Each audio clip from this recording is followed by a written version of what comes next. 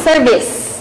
Named Bagnag Sapa, Baguio City, we are now here at the beautiful place of Forest Lodge here in Camjonhay, Baguio City. Our guests for today are two simple men with two good deeds who have impacted a lot of people, both private and public.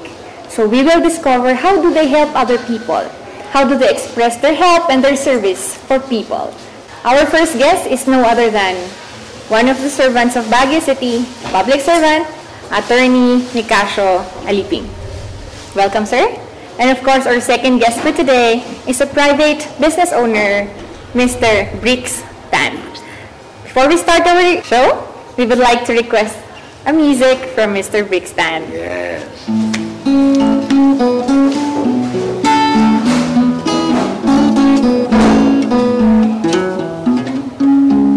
YouTube kami ni Counselor niya. Oo. Sir, go. You're down in trouble and you need a helping hand, and nothing is going right. Christ follow me, and soon I will be there to brighten up even the darkest night. You just call out my name, you know wherever I am, I'll come running to see you again. The spring, summer, or fall, all you got to do is call, and I'll be there. Sorry, you got a friend.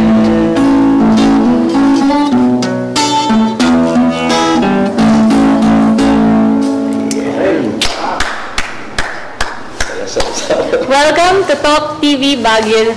Thank you very much, sir, for granting us this opportunity to have a talk and conversation with both of you. So, this is actually a very interesting opportunity na maipahayag natin paano ba tumutulong isang pribadong public servant and paano ba tumutulong isang private servant naman po. So, let's start with your lives as individuals first. So, may I ask, how did you start po, sir? Why did you choose public service? Well, sa akin po kasi, public service is a way of life. That if you got to help people, you have to have your heart in serving them. Dapat po kasi, ang isang public servant, kung ano yung meron ka at kung ano yung kakayahan mo, dapat yun po ang may tulong mo sa mga tao. And in this way, I am a simple lawyer.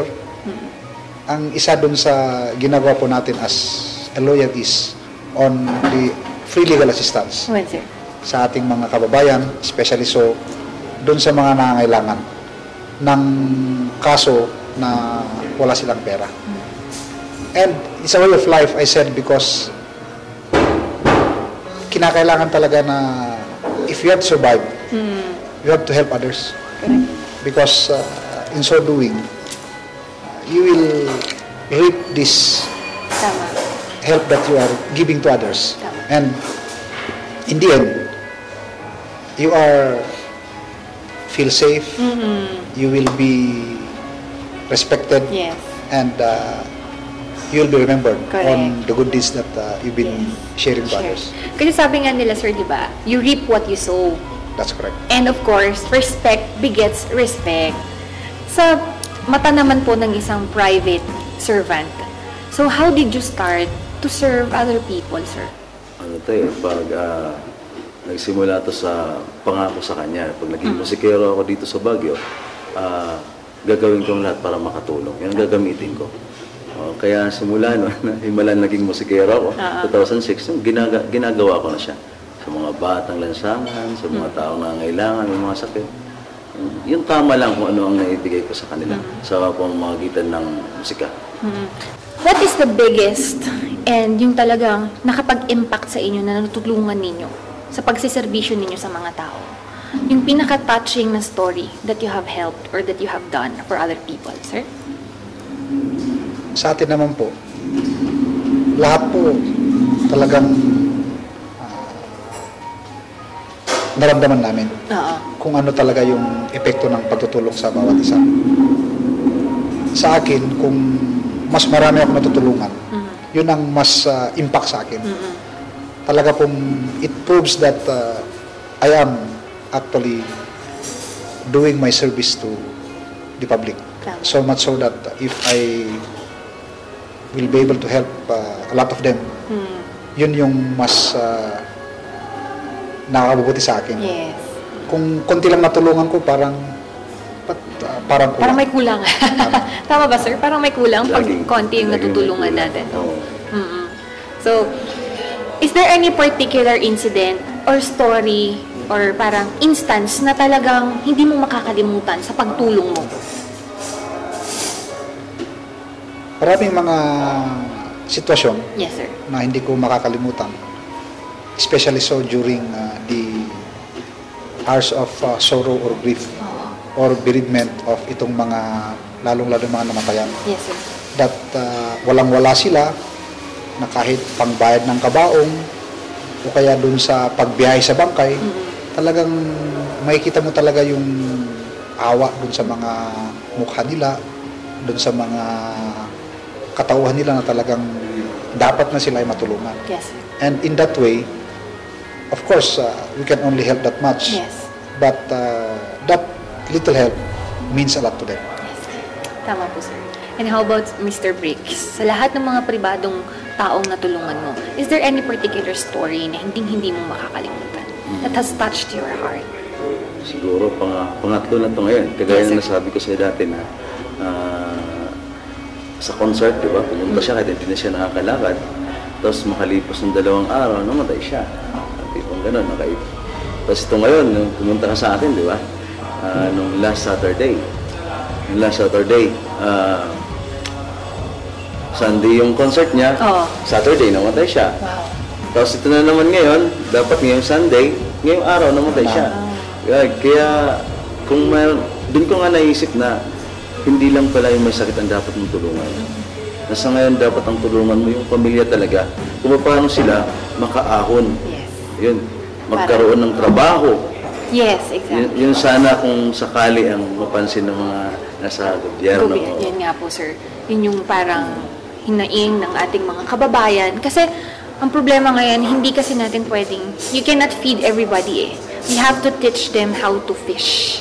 Diba sabi nga nila, we cannot give them fish there and then. We have to teach them how to fish para marunong din silang iangat yung sarili nila.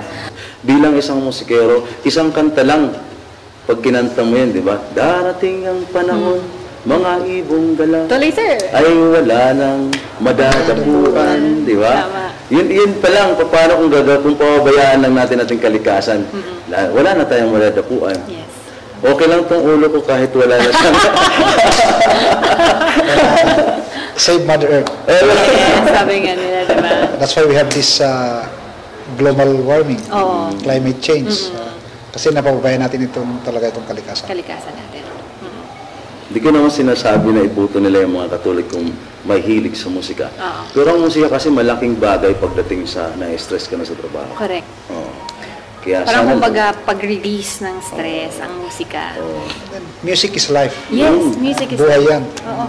And we always apply music in our lives, even in the bathroom. Diba? Pag sa umaga naliligo meron tayong musika. Napakaganda po ng ating conversation for today, na na-enlighten po tayo, na talagang sa pagtulong talaga, walang politiko, walang pribadong tao, walang media, kasi lahat naman talaga tayo, isa lang ang ating adhikain kung matulungan ang Baguio City at ipaangat ito. Kababayan, kailian, kin kakabsat. These two have a lot of differences, but there are only two things in common. They love to serve, and they love to serve God as well. Ladies and gentlemen, let's help each other. Let's be genuine in helping each other. Dahil babalik din po yan sa atin. Kung gusto nyong tumulong, or gusto nyo pong matulungan sarili nyo, gusto nyo, kailangan tumulong po muna tayo sa ibang tao. Maraming salamat. Sana may natutunan po tayo ngayon sa ating mga guests for today. Kabsat, Kailian, agtitinulong tayo na imbag ngagsapa. Thank you. Talk TV, Baguio.